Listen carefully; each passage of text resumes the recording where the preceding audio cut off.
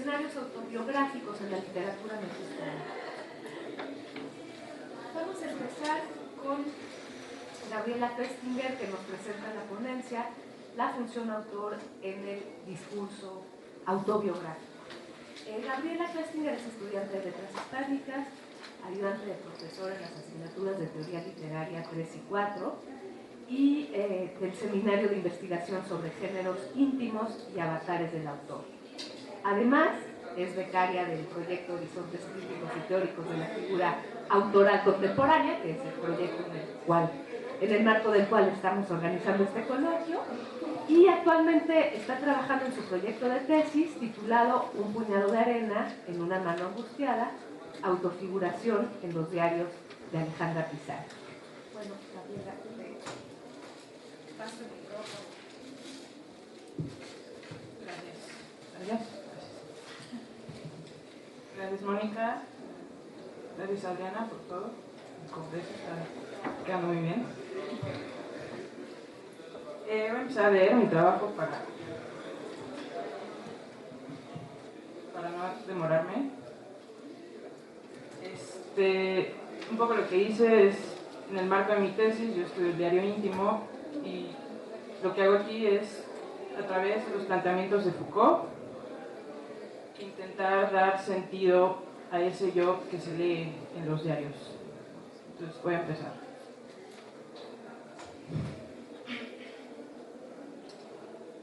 Hablar sobre el autor parecería una tarea bastante simple e inocente. ¿Qué es un autor? Aquel que produce algo. ¿Qué es un autor literario? Aquel que escribe una obra. Sin embargo, y como en muchas ocasiones y con diversos temas, la teoría se ha encargado de indagar en las concepciones de sentido común que persiguen al autor. Con la muerte del autor de Roland Barthes, y que es un autor de Michel Foucault, se inauguró una discusión que cada día adquiere nuevas dimensiones y traspasa diversas áreas de estudio.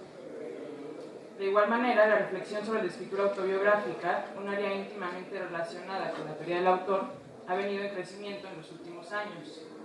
Tesis, artículos académicos y diferentes publicaciones buscan dar sentido a la creciente producción y publicación de autobiografías, diarios íntimos, correspondencias, memorias, etc., lo que Alberto Giordano ha denominado como el giro autobiográfico. Este trabajo busca un breve acercamiento a la relación entre discurso autobiográfico y figura de autor, una relación que se puede pensar clara y transparente. Un autor escribe sobre su vida y se derrama en una autobiografía. En un texto autobiográfico se leen las páginas ensangrentadas por un autor. Sin embargo, al adentrarse en la ecuación, sale a relucir un gran número de operaciones complejas y movimientos que se dan en el interior de los géneros íntimos y su enredado romance con la figura del autor. ¿Qué funciones ejerce la figura del autor en los textos autobiográficos? Es la pregunta por la que quiero navegar. En 1968, Roland Barthes declararía la muerte del autor, en un contexto en el que la tendencia de los estudios literarios, la crítica y el campo cultural se inclinaba al manejo y estudio de los textos mediante la figura, siempre presente e imponente, del autor. Atribuirle a un texto a un autor significa dotarlo de un significado único que tiene su origen y destino en la biografía del autor, en el detalle más nimio de su infancia, en sus vicios o en la locura, la drogadicción, enfermedad, etc. En este sentido, la crítica es hacia aquel personaje que surge en la modernidad gracias a una serie de cambios en el mundo occidental y un nuevo énfasis en el individuo que desembocaría en lo que Barthes denomina como imperio del autor. A diferencia de la tradición romántica que concebía a los escritores como creadores independientes y genios autónomos, para Roland Barthes el texto es un espacio de múltiples dimensiones en el que se concuerdan y se contrastan diversas escrituras, ninguna de las cuales es la original. El texto es un tejido de citas provenientes de los mil focos de la cultura. Fin de la cita. Frente a esta manera de ser del texto, el autor no es más que el encargado de mezclar las escrituras, y así se abre la puerta a la figura del lector, que también concebido en términos de función, es aquel que recoge todos los sentidos cuando atraviesa el texto en su lectura. Si bien Barthes intenta derrocar de una vez por todas esa tiránica figura del autor, los estudios posteriores se inclinarían más hacia un análisis de sus mecanismos y consecuencias en el campo literario. En 1969, Michel Foucault, en una conferencia en la Sociedad Francesa de Filosofía, se une a la discusión e introduce nuevos cuestionamientos y delinea nuevos caminos para la teoría del autor. Para Foucault, no es suficiente la declaración de la muerte del autor, o en otros campos, la muerte del sujeto. Cito: lo esencial no es constatar una vez más su desaparición, hay que localizar como lugar vacío, indiferente y apremiante a la vez, los sitios donde se ejerce su función. Fin de la cita. Se trata la figura del autor separada del sujeto empírico y Foucault formula el concepto de función autor, tratándolo más como una función del discurso que como su origen, pues, cito, se trata de quitarle al sujeto su papel de fundamento originario y de analizarlo como una función variable y compleja del discurso. Fin de la cita. Foucault propone entonces la existencia de 4 emplazamientos desde los cuales se ejerce la función autor: nombre del autor, relación de apropiación, relación de atribución y posición del autor. Son estos 4 emplazamientos los que quiero tomar hoy como eje para acercarme de una manera breve al autor presente en el discurso autobiográfico. En primer lugar, es necesario hablar del nombre de autor, que si bien encarnado en un nombre propio, no funciona de la misma manera, pues no solo designa y describe, sino que clasifica. Permite reagrupar un cierto número de textos, delimitarlos, excluir algunos o ponerlos a otros. No es un elemento del discurso, sino que ejerce una función. Indica la manera en la que se reciben los textos y cómo circulan estos en determinados lugares y épocas, así como el estatuto de determinados discursos. De ahí que Foucault hable de la función autor como, cito, característica del modo de existencia, de circulación y de funcionamiento de ciertos discursos en el interior de una sociedad. Fin de la cita. Esta decisión entre el sujeto empírico y el nombre del autor se puede explicar con la siempre atinada pluma de Borges. Cito: al otro, a Borges, es a quien le ocurren las cosas. Yo camino por Buenos Aires y me demoro, acaso ya mecánicamente, para mirar el arco de un zaguán y la puerta cancel. De Borges tengo noticias por el correo y leo su nombre en una terna de profesores o en un diccionario biográfico. Fin de la cita. El escritor argentino marca la decisión entre los diferentes yo que juegan en la literatura y termina su breve texto con una oración provocadora. No sé cuál de los dos escribe esta página. Pero en el marco del discurso autobiográfico, el nombre de autor ejerce una función más compleja. En primera instancia, une textos como las epístolas o la autobiografía con el resto de la obra del escritor, sus novelas, cuentos, poemas, etc. Es decir, introduce al texto en un grupo exclusivo y delimitado por el nombre. Y de esta manera, lleva a un tipo de pauta hermenéutica que marcará lo que se espera del texto, lo que el lector quiere encontrar y las preguntas que le hará. La pauta hermenéutica en un texto donde el sujeto de la enunciación es al mismo tiempo el objeto de la enunciación es particular porque lo que se espera del texto no se reduce a elementos temáticos o formales, sino que al fundirse vida y obra se buscarán diferentes elementos que los que se buscan en una novela o en un poema. ¿Quién no buscaría el dolor y la enfermedad en el diario de Alejandra Pizarnik? ¿O el suicidio en los diarios de Virginia Woolf? Por otro lado, habría que considerar que el continente oscuro de la literatura, como así ha llamado la autobiografía Stephen Shapiro, se ha caracterizado por un estatus más bien inestable dentro del campo literario. En ocasiones se ha considerado más importante por su valor histórico, referencial o en sus inicios espiritual. Pero el día de hoy los géneros íntimos se acercan y son aceptados cada vez más en ámbitos literarios. Prueba de esto son los múltiples textos autobiográficos que se incluyen en obras completas de autores consolidados, la publicación en vida de diarios íntimos o la edición cada vez más frecuente de epistolarios. Y si bien la inclusión de este discurso particular se podría atribuir a diferentes elementos, hay uno que me parece juega un papel muy importante, que es el nombre del autor. Al vincularse indisolublemente con el cuerpo literario de su autor, textos como el diario o las memorias ingresan a un sistema literario, implicando esto el ingreso a un determinado modo de circulación. El nombre de autor aporta un cierto estatuto a los textos y define, en un inicio, la recepción y valoración del libro, como se posiciona en los estantes de las librerías o en los récords de ventas. El nombre de un autor engloba libros, poemas, fotos, dibujos, enfermedades, entrevistas y acontecimientos. Edifica la vida de un sujeto. presente en un texto autobiográfico, eleva a este a un cierto estatuto, se encarga de reunirlo con un corpus, de abrirle un lugar en el sistema literario y de brindar una serie de claves hermenéuticas. El segundo emplazamiento al que hace referencia Foucault es la relación de apropiación, la cual refiere al momento histórico en el que los discursos se convierten en objetos de apropiación. La figura del autor surge en primera instancia desde la apropiación penal, es decir, en el momento en el que un discurso adquiere el poder de transgresión y necesita de un sujeto al que se pueda responsabilizar. Por otro lado, el régimen de propiedad que se instaura para la escritura conlleva figuras de autor que protegen a sus textos con las nuevas regulaciones de derecho de autor, reproducción de contenido, etc. La relación de apropiación alumbra un aspecto primordial de la función autor, su historicidad, pues como función del discurso, esta no ha existido siempre y no ha estado presente en todos los discursos. En el discurso autobiográfico, la relación de apropiación deriva en consecuencias interesantes, sobre todo cuando se piensa en textos que se publican después de la muerte de su autor, práctica común en los géneros íntimos, sobre todo la epístola o el diario. Cito: siempre que se encuentra un diario íntimo, hay, junto a sus páginas, muchas veces manchándolas, un cadáver. Fin de la cita. Escribió Alan Pauls haciendo referencia a la práctica ya mencionada, y es en esa práctica donde se puede observar una de las problemáticas más interesantes en la apropiación de los textos autobiográficos. ¿Cómo puede un cadáver proteger sus derechos de autor? ¿Cómo enfrentar a un cadáver por las palabras expresadas? Estas preguntas vienen a demostrar una vez más la importancia de separar al sujeto empírico de la función autor, ya que a pesar de la ausencia física del escritor, el cuerpo literario del autor sigue circulando y transformándose dentro de la lógica comercial, ideológica y cultural del campo literario. Así, cuando se encuentran las cartas en el cajón o el diario íntimo en la tumba, su uso y manejo recae en manos de terceros, en el cónyuge, algún familiar, amigo del escritor o las editoriales.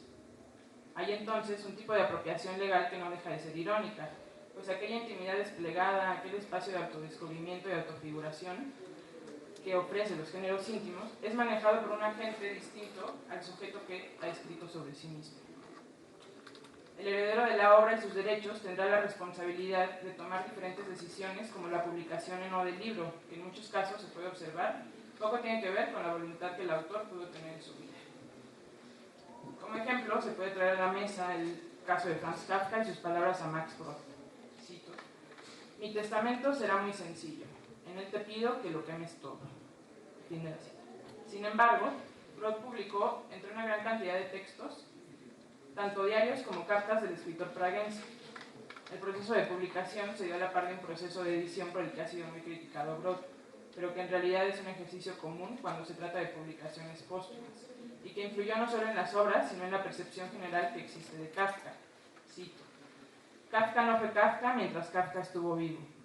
¿Quién era Kafka sino lo que Brod imaginó que Kafka sería?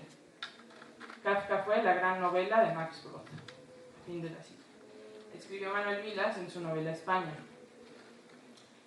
La edición de un texto autobiográfico, ya sea por terceros o por el mismo escritor, resalta por un lado que pensar en una escritura íntima, transparente y auténtica no es más que una ilusión, la ilusión referencial de la que hablaría Paul de Man. Por otro lado, un diario íntimo que se publica contribuye a la construcción de la imagen de su autor. Entonces, cuando un tercero edita un diario, está editando también la figura del firmante, es decir, la manera en la que lo percibimos y por consecuencia y en diferentes niveles, la manera en la que se percibe su obra. La relación de apropiación en el discurso autobiográfico tiene implicaciones que van más allá de la publicación de un solo libro o la recolección de regalías, pues afectan la circulación de un conjunto de textos y su posición dentro de un sistema literario determinado. En tercer lugar, tenemos la relación de atribución. Esta relación se acerca a los procesos que se siguen para designar a un individuo como autor. Estos varían a lo largo de la historia y dependen claramente del manejo y de la visión que se tiene de un discurso. Foucault, centrado en el discurso literario y en la manera que tiene la crítica de construir autores, nota semejanzas con el proceso de la exégesis cristiana, que seguía 4 criterios para la atribución de los textos cuando se buscaba comprobar la santidad de un autor. Se definía al autor como un nivel constante de valor, campo de coherencia conceptual o teórica, unidad estilística y como un momento histórico y definido. La crítica moderna no se aleja mucho de estos criterios al construir y hacer funcionar la figura del autor, y con el uso de esos criterios se sirve de esta figura para explicar elementos diversos y resolver contradicciones en los textos. En el discurso autobiográfico, el proceso de atribución de la mano con el nombre del autor lleva una idea de unidad y constancia presente en toda la obra. Esto implica que se buscará en el texto autobiográfico la misma calidad que se encuentra en los otros textos. También se esperará que las expresiones sean coherentes con las ideas que el escritor desarrolló en su carrera y que el despliegue de la escritura presente ciertas marcas de estilo ya conocidas en la obra del autor. De igual manera, estos criterios, al lado de la idea del autor como origen único del texto, sirven para considerar a la autobiografía como un pozo del que se pueden extraer pistas para comprender y para darle sentido a la obra. La autobiografía, al ser un texto donde uno habla sobre sí mismo, se puede pensar como un espacio privilegiado que ilumina lo que el autor quiso decir, lo que realmente pensaba de presentar discursos de sus personajes o las motivaciones reales detrás del manejo de ciertos temas. Sin embargo, uno de los grandes problemas de la atribución es que es difícil notar hasta qué punto es la misma atribución de un nombre a un texto la que define los sentidos y las interpretaciones que se le dan. Ya lo discutió de alguna manera Borges con Pierre Menard, su personaje novelista que en el siglo XX escribió Don Quijote, sin transcribirlo ni cambiar letra alguna. Cito: no quería componer otro Quijote, lo cual es fácil, sino el Quijote. Inútil agregar que no encargó nunca una transcripción mecánica del original, no se proponía copiarlo. Su admirable ambición era producir unas páginas que coincidieran, palabra por palabra y línea por línea, con las de Miguel de Cervantes. Linda la cita. Con su cuento, Borges presenta la idea de dos textos que, aunque de composición textual idéntica, son completamente diferentes por el autor que se les atribuye. Y otro ejemplo que resalta estos problemas es el de las cartas de amor de una monja portuguesa, un libro publicado en París en 1669, que consiste en 5 cartas escritas por una monja hacia un oficial francés con el que tuvo un amorío. Las cartas exploran los sentimientos de la escritura por el oficial, como el deseo, la decepción o la pérdida. Las cartas alcanzaron una gran popularidad, pero la pregunta sobre su autoría nunca se pudo responder. Frente a esto, la crítica se encargó de buscar y lanzar hipótesis sobre el origen del texto. Por un lado, se encuentra el grupo que apoya su autenticidad y las atribuye a una monja llamada Mariana Alcoforado, mientras que otro grupo de críticos defiende la idea de que es un texto ficcional creado por un escritor, un hombre de letras.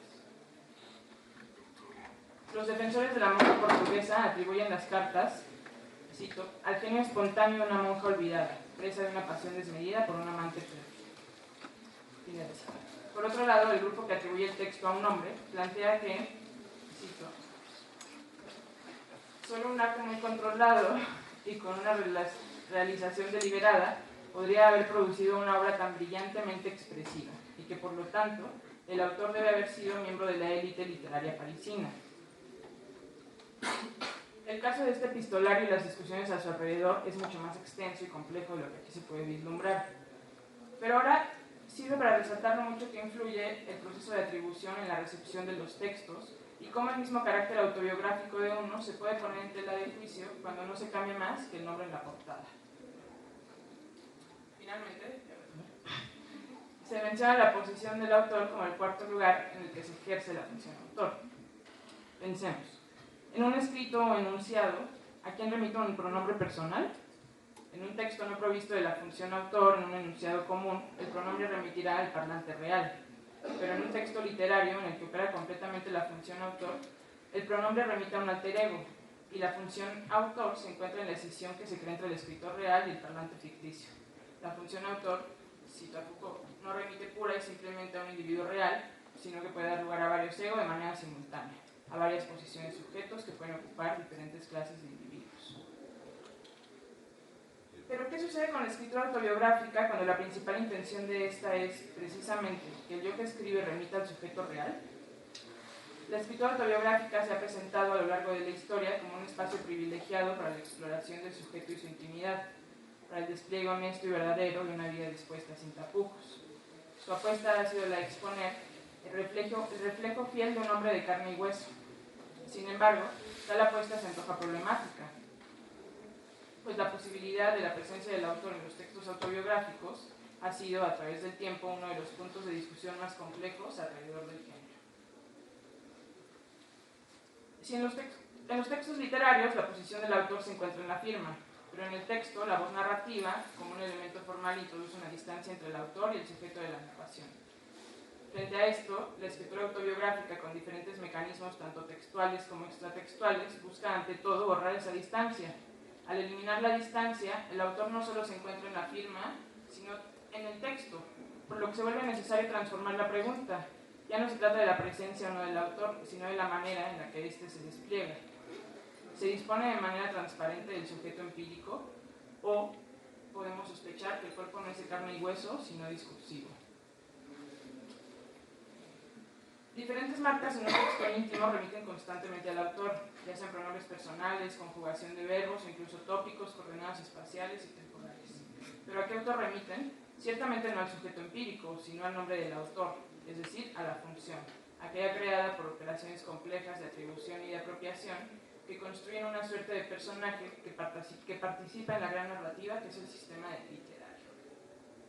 Para concluir, sé que mi texto no ha sido más que un breve recorrido por los ventanales en una avenida muy transitada.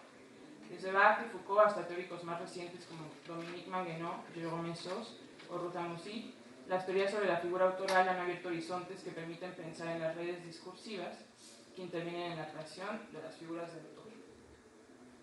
Para la escritura autobiográfica, las consecuencias no son menores, pues los géneros íntimos se han considerado como el espacio privilegiado para el despliegue de lo que uno es. Pero pensar la función autor en el marco de estos textos susurra una duda. Quizá lo que uno es y lo que uno plasma en una autobiografía o en un diario no está dispuesto de antemano y para ser encontrado. Es más como un movimiento que es articulado. Las identidades o intimidades desplegadas surgen de ese tejido de citas de los 1000 focos de la cultura del que hablaba Barthes. En la figuración textual de un autor influyen diferentes elementos, sujetos o voluntades. Paul de Man introdujo la duda, cito: asumimos que la vida produce la autobiografía, pero no podemos asumir con igual justicia que tal vez el proyecto autobiográfico determina la vida y que lo que el escritor hace está, de hecho, gobernado por los requisitos técnicos del autorretrato y por lo tanto determinado en todos sus aspectos por los recursos de su medio. Fin de la cita. Así, el sujeto único, original y secreto que ofrece la escritura autobiográfica se disuelve en el discurso y sus convenciones, vive en sistemas literarios y culturales que no están exentos de ideologías, relaciones de poder y jerarquías. El sujeto autobiográfico nace de las exigencias de su discurso. De esta manera quiero concluir con una frase de Enrique Vilamatas que dice: cuando veamos que vida y obra se funden en la figura de un escritor, pensemos que la vida de éste es deliberadamente falsa y ha sido inventada solo para dar soporte a la obra, que sí es verdadera. Gracias.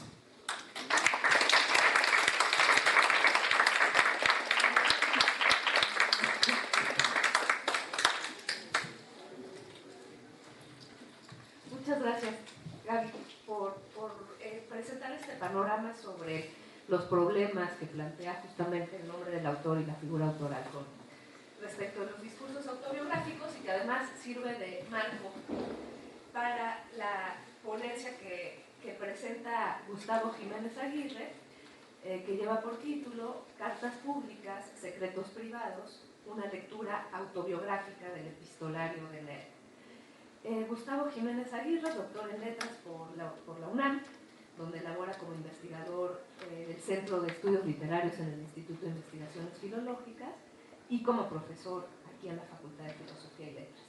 Pertenece al Sistema Nacional de Investigadores, ha publicado ensayos y antologías en torno a la poesía mexicana de los siglos XIX y XX.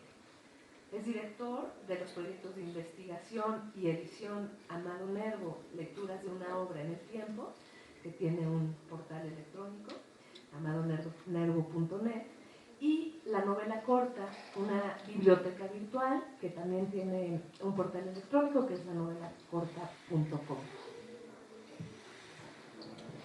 Sí, hola, buenas tardes. Muchísimas gracias a los organizadores, particularmente a mi entrañable amiga Adriana de Teresa. Quiero decir, antes de leer el título de la ponencia, que estoy muy nervioso.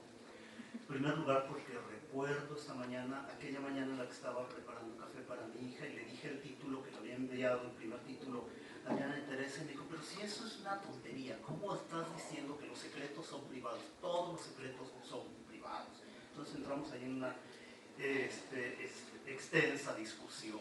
En segundo lugar, porque Mónica es coordinadora del Centro de Estudios Literarios y tengo que entregar pronto mi informe y lo va a revisar, entonces, bueno, todas esas cosas cuentan. Y luego, porque está conectada aquí al meteorológico, a la NASA, entonces está filosísima con el tiempo. Bien, entonces, cartas públicas, secretos privados, una lectura autobiográfica del epistolario de Nervo, y porque la ponencia es muy larga, además. Ya me estoy acusando previamente. Bien, pero tú me pasas el papelito. El camino epistolar. El epistolario reunido de Amado Nervo, próximo a publicarse entre las obras del autor editadas por el Instituto de Investigaciones Filológicas de esta casa de estudios, registra 640 entradas en el índice general. Sin duda se trata de la mayor recolección epistolar del autor. Este corpus compila 30 años de intercambios entre Nervo y alrededor de 100 corresponsales. En los extremos temporales se encuentran 4 cartas amorosas de 1889, dirigidas por el vehemente bachiller del Seminario de Zamora, Antonia Méndez Padilla, y 8 misivas con caligrafía vacilante para Carmen de la Serna, enviadas a Buenos Aires desde el Parque Hotel de Montevideo, donde el escritor y diplomático mexicano falleció el 24 de mayo de 1919. Su última carta fue de 5 días antes. Estas correspondencias amorosas llevan la firma de Amado. Esta asignatura se repite cuando Amado Nervo se comunica con familiares en primer grado y con algunos amigos de extrema confianza. Sin embargo, la firma puede variar si los destinatarios pertenecen al campo literario o intelectual. Por ejemplo, al escribir a Rubén Darío, con quien compartió casa en el París de la Exposición Universal de 1900, Nervo agrega la inicial de su nombre al apellido o solo utiliza este. Muy ocasionalmente y en breves misivas firma simplemente Amado. Este signo de confianza o de relajamiento autoral no se encuentra en la correspondencia con Alfonso Reyes, Justo Sierra, Federico Gamboa, Unamuno, Pérez Galdós o Gabriela Mistral, entre tantos corresponsales prestigiados. A todos ellos se dirige como Amado Nervo, si el tratamiento es formal o con el apellido cuando existe cierto trato personal, nunca como Amado. La correspondencia diplomática de cualquier índole, las cartas publicadas en la prensa nacional y del extranjero y las respuestas a lectores y lectoras ostentan el nombre de Amado Nervo. Consciente del prestigio internacional del copyright forjado en 15 años de persistente carrera periodística y literaria, hacia 1907, en calidad de poeta, Nervo precisó su genealogía. Mi apellido es Ruiz de Nervo, mi padre lo modificó cogiéndolo. Se llamaba Amado y me dio su nombre. Resulté pues Amado Nervo, y esto, que parecía seudónimo, así lo creyeron muchos en América, y lo siguen creyendo desde luego, y que en todo caso era raro, me valió quizá no poco para mi fortuna literaria. ¿Quién sabe cuál habría sido mi suerte con el Ruiz de Nervo ancestral o si me hubiese llamado Pérez y Pérez? Esto es una burla para un autor de folletines del 19. Para Nervo, nombre es destino, singularidad y fama. Estos ingredientes pueden asociarse con la divina trinidad del artista, el mago y el sacerdote, encarnada en la institución del poeta vidente y mediador.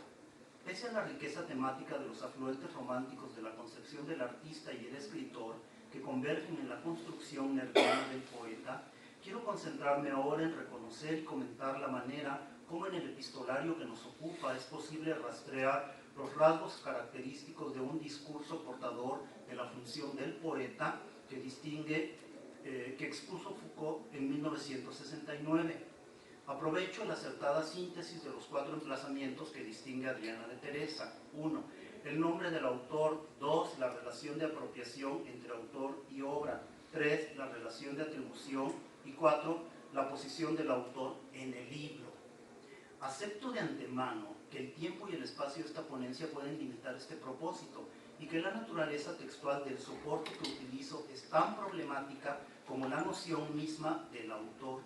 Es decir, al igual que la recopilación de la vastísima crónica nerviana, pero también la narrativa breve y tantos artículos y ensayos dispersos en publicaciones periódicas, el epistolario reunido de Nervo no es una obra concebida para el público contemporáneo del autor, ni mucho menos para los pósteros, a quienes fue destinado el poemario inédito de mayor popularidad, la Amada Inmóvil. Pese a esa conciencia crítica y editorial, que dudo mucho atente contra la voluntad de un autor capaz de conservar su correspondencia con lectores y lectoras de variados niveles escolares y diversas latitudes hispánicas. Desde las primeras obras completas de Nervo, preparadas por Alfonso Reyes, hasta el proyecto impreso y digital de las obras que se realizan en esta universidad, todos los editores hemos sucumbido en mayor o menor grado a la fascinación literaria, cultural y desde luego autoral que convoca el nombre de Amado Nervo. Recién incorporado a esta cofradía posmoderna en torno a un, cito, cadáver con algo de carnita para resucitar, como ironizaba Antonio Latorre en 1999, Juan Villoro, sí, Juan Villoro acaba de expresar en el Colegio Nacional. Las conferencias no pretenden reivindicar la poesía de Nervo, sino entender su figura. Me parece apasionante que un poeta tan importante como él, fue el primero en recuperar a Sor Juana Inés de la Cruz, merezca una recuperación de aspectos modernos e interesantes. Es una figura que nos ha ayudado a constituir el sentimentalismo mexicano en muchos registros de la cultura popular. Bien, tal vez estén en YouTube las 4 conferencias que impartió en el colegio. No se quedan en línea, pero es posible que estén en YouTube. En la última, que a mí me pareció una conferencia concierto con Hernán Bravo Varela leyendo y cantando poemas, Villoro también leyendo poemas de Nervo. Bueno, llegaron casi a Juan Gabriel, ¿no? Acabaron con José José, etcétera, Agustín Lara. Creo que fue un gran acierto de Villoro ver esta presencia de Nervo en la cultura popular y en el imaginario mexicano. Sin duda la complejidad de una figura autoral y de una obra tan acotada a su voluntad, la poesía, como aquella que las circunstancias del mercado periodístico arrojaron a la voluntad de los pósteros, merece revisarse a la luz del autor de las palabras y las cosas, quien afirma. Mas supongamos que tuviéramos que ver con un autor. Todo lo que escribió o dijo, todo lo que dejó tras él, forma parte de su obra. Problema a la vez teórico y técnico. Cuando en el interior de un cuaderno lleno de aforismos se encuentra una referencia, la indicación de una cita o de una dirección, una cuenta de la lavandería, ¿obra o no obra? ¿Y por qué no? Entre los millones de huellas que alguien deja después de su muerte, ¿cómo puede definirse una obra? La teoría de la obra no existe. Uniendo teoría y praxis filológica, los editores hemos recogido los variados registros del epistolario nerviano. Este no se limita a la vida privada y familiar, a las tareas literarias, los ambientes de la bohemia parisina a principios del siglo XX o a la vida intelectual madrileña. La diversidad de asuntos no se agota en las horas rutinarias de la legación mexicana en Madrid, ni en los inestables años del vendaval revolucionario que obligó a Nervo a vivir exclusivamente de su pluma durante el bienio 1914-1916. Acorde con la fama pública de un escritor sepultado en el entierro más grande que hasta 1919 presenciara la Ciudad de México, en este epistolario encontramos lectoras y lectores de diversas nacionalidades. Algunos, en ocasiones, solicitan un ejemplar inasequible, una fotografía dedicada, la lectura generosa del diario adjunto a las cartas. En otras, simplemente el autógrafo del poeta cuyas líneas acudían la molicie cotidiana en capitales o provincias remotas. Más de una o un corresponsal compartieron el ánimo de María Valdés en Monterrey, la ciudad cercada por las tropas carrancistas en febrero de 1914. Si viera cómo recibí su carta, tenía hambre de sus letras. Después de un mes y medio de incomunicación, figúrese qué gusto de la llegada de cartas y periódicos. Cuando llegó el tren de México había en la estación como 2000 personas y 2 bandas de música que aumentaban el entusiasmo. En contraste con cartas inéditas como las de Valdés, entre tantas otras del vasto público femenino y masculino latinoamericano, la recopilación, edición y anotación de las epístolas nervianas proporciona otra mirada textual de un epistolario con escasa fortuna crítica, debido a lecturas de editores tan dóciles a la autoridad nerviana como Emilio Abreu Gómez y Francisco González Guerrero, editor del epistolario en las obras completas de Aguilar, quien asentó: el epistolario de Nervo llegará a tener mucha importancia entre sus obras, porque en su correspondencia se cumple, más aún que en sus libros, su propósito de honda y perenne sinceridad. En las páginas de presentación del epistolario recogido por Abreu Gómez se advierte la tutela doblemente alfonsina. Hay que leerlas con respeto y unción. Después de leerlas nos sentimos mejores, ¿acaso?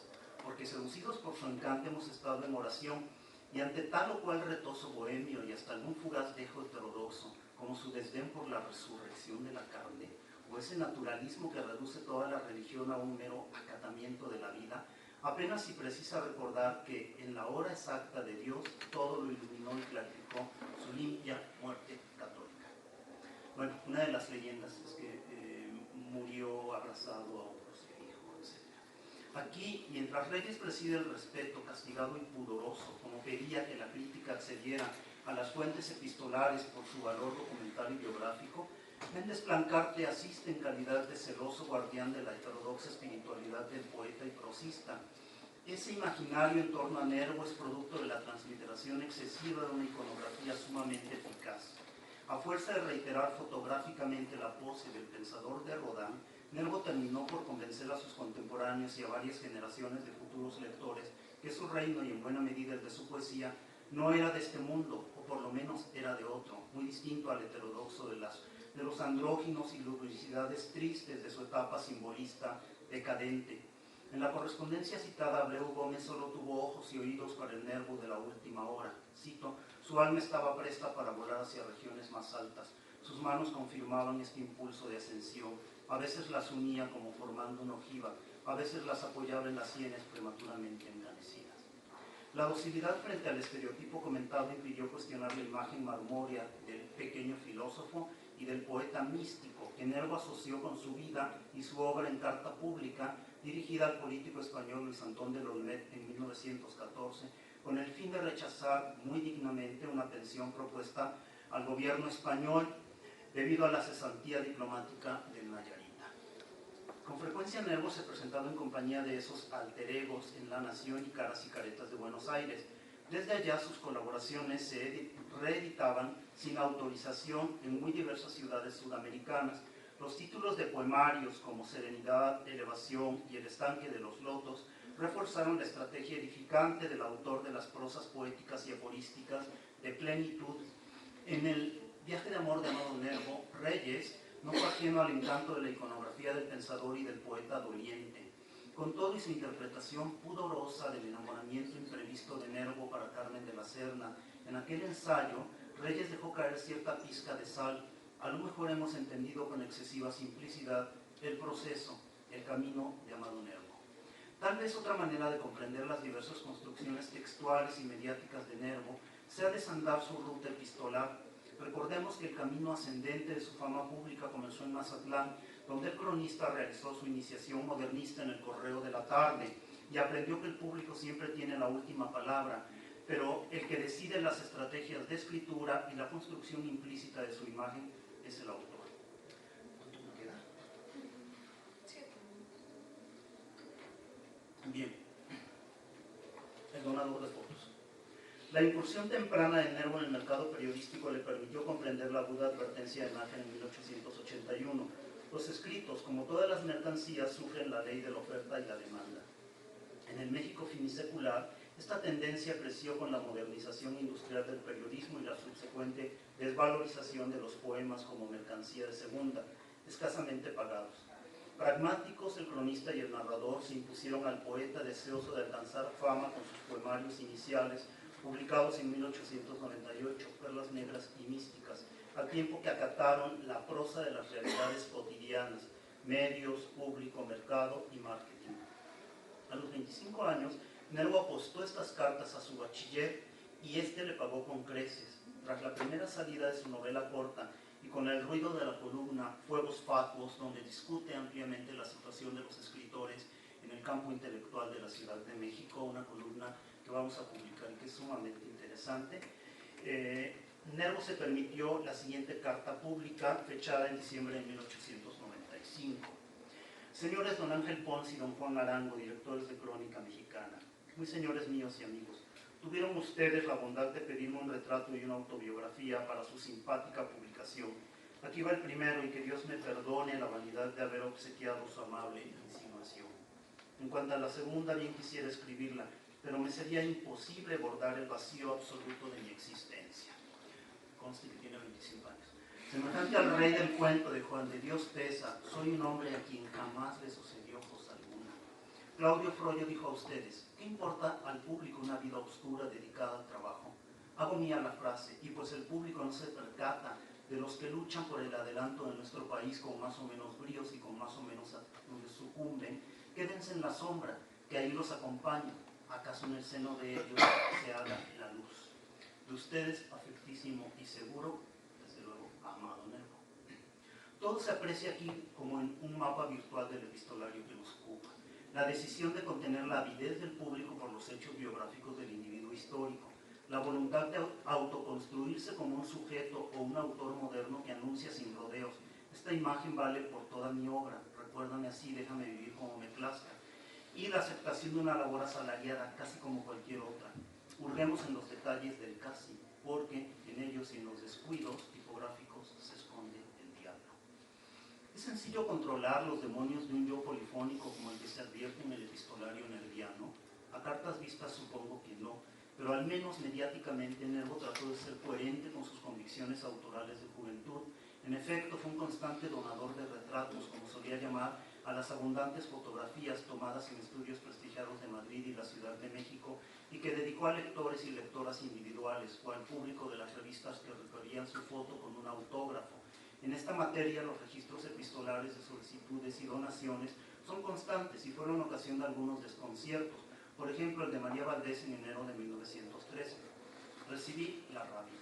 Mil gracias. Todos en casa dicen que el suyo es un buen tipo, y yo, sinceramente, pues digo que es un Nervo mucho más gallardo el del mostacho. Así me dan ganas de hincarme a esperar una bendición. Al Nervo que yo conocía le contaría mil cosas, charlaría tanto con él, pero delante de este creo que no me atrevería a hablar fuerte, ni a reír. Bueno, eso quiere decir que por nada me gustaría que fuera usted sacerdote. Me causa mala impresión. O sea, pues yo creo que a Nervo le causó pésima, ¿no? Porque fomentando toda la imagen del filósofo, del mago, etcétera, que le dijera, no, pues así mejor de lejecitos. La sinceridad que María y otras lectoras esperaban de Nervo recaía en el poeta. En el imaginario de la época, los poetas eran los custodios de las fantasías y sentimientos más íntimos, y por eso el público requería señas confiables de identidad. Nervo trató de ser fiel a sus convicciones. Para esto jugó textualmente con las expectativas de sus lectoras. Por ejemplo, en la autobiografía, poema que con acierto preside serenidad. Versos autobiográficos, ahí están mis canciones, allí están mis poemas. Yo, como las naciones venturosas y ejemplo de la mujer honrada, no tengo historia, nunca me ha sucedido nada. Oh, noble amiga ignota, que pudiera contarte. La frase no era de suya, era de uno de los hermanos Lumière, lo acabo de descubrir, que dije, ¿de dónde viene esto? Que es tan machista, ¿no? Entonces dije, a ver, ¿de dónde viene? Y se la atribuyen a uno de los hermanos Lumière, lo de las mujeres honradas, etc. La supuesta sinceridad del poeta corría parejas con la que le ofrecían epistolarmente a sus lectoras y lectores. Así ambos agentes retroalimentaron un circuito de comunicación no exento de contradicciones, como se advierte en las cartas que aluden a Ana Cecilia de Ille, la amada inmóvil. Bueno, lo que viene es un apartado que se llama Los rostros de Ana. No lo voy a leer, voy a decir solamente lo siguiente. La amada inmóvil es este poemario inédito del que Nervo adelantó varios poemas en serenidad, lo recuperó Alfonso Reyes, lleva un prólogo muy extenso en donde está construido todo el mito en torno a Ana Cecilia, y después vienen muchísimos poemas que han envejecido, pero que yo creo que hay ahí todavía poemas muy recuperables, como El fantasma soy yo. etc. No hay correspondencia, o hasta ahora no la conocemos, entre Nervo y Ana Cecilia, o la destruyeron, se la echaron a la tumba, etc. ¿Sí? No sabemos qué pasó con esa correspondencia. Muy pocos sabían de esta relación secreta por 10 años, desde que se conocieron en París en 1901 hasta que ella fallece a principios de 1912. Casi nadie lo sabía. Casi con ninguno de sus corresponsales de más confianza hablaba de Ana hasta que ella fallece. Y luego, como se adelantan poemas y hacen alusión a toda esta historia, las lectoras, o ya se abre el asunto, ¿no? Y esta lectora de Monterrey, que es una mujer muy inteligente y de una muy buena escritura, sí le dice: debe usted estar muy triste por el fallecimiento de su muertecita, etc. Bueno, nada más quiero concluir con esto y dejarlo abierto. Leer un fragmento de una carta que antes del mes del fallecimiento de Ana Cecilia le manda a su hermano Rodolfo. Te agradezco muy de corazón las frases tan nobles y afectuosas que dedicas a mi Anita. Desgraciadamente no fui para ella tan bueno como lo merecía esa alma de elección que más de 10 años me acompañó por la vida sin que un solo instante palideciera su ternura. Debí casarme con ella, y no lo hice por preocupaciones y suspicacias que ahora, a la luz cruda de mi dolor, considero indignas y estúpidas. Y lo que dice en el prólogo de La Madre Inmóvil es esto, y concluyo. Como aquel nuestro cariño inmenso no estaba sancionado por ninguna ley, como ningún sacerdote nos había recitado maquinalmente, uniendo nuestras manos, algunas frases latinas, como ningún juez civil nos había guiado algunos artículos del código, no teníamos el derecho de amarnos a la luz del día, y nos habíamos amado en la penumbra de un sigilo y de una intimidad tales que casi nadie en el mundo sabía nuestro secreto. Aparentemente yo vivía solo, y muy raro debió ser el amigo cuya perspicacia adivinara al visitarme, que allí a 2 pasos de él latía por mí solo, el corazón más noble, más desinteresado y más afectuoso de la tierra. Muy pocas veces salíamos juntos, evitando las arterias febriles de las metrópolis, donde mi relativa popularidad podía prepararme sorpresas. Bueno, gracias. Y ahí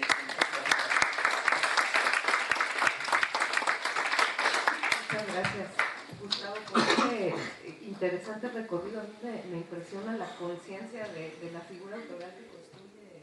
no, es impresionante. Tenía tanta conciencia del público. Sí. Bueno, ahora cederemos la palabra a Hugo Enrique del Castillo Reyes. Hugo Enrique nos presenta la ponencia Federico Gamboa y Jaime Torres Bodet, Fijadores de Recuerdos. Hugo Enrique es estudiante de doctorado en Letras, maestro en Letras Españolas y licenciado en Lengua y Literaturas Hispánicas por la UNAM. Es profesor aquí de la facultad y ha impartido las asignaturas de Literatura Española Moderna y Contemporánea, así como la optativa Novela de la Posguerra Civil Española.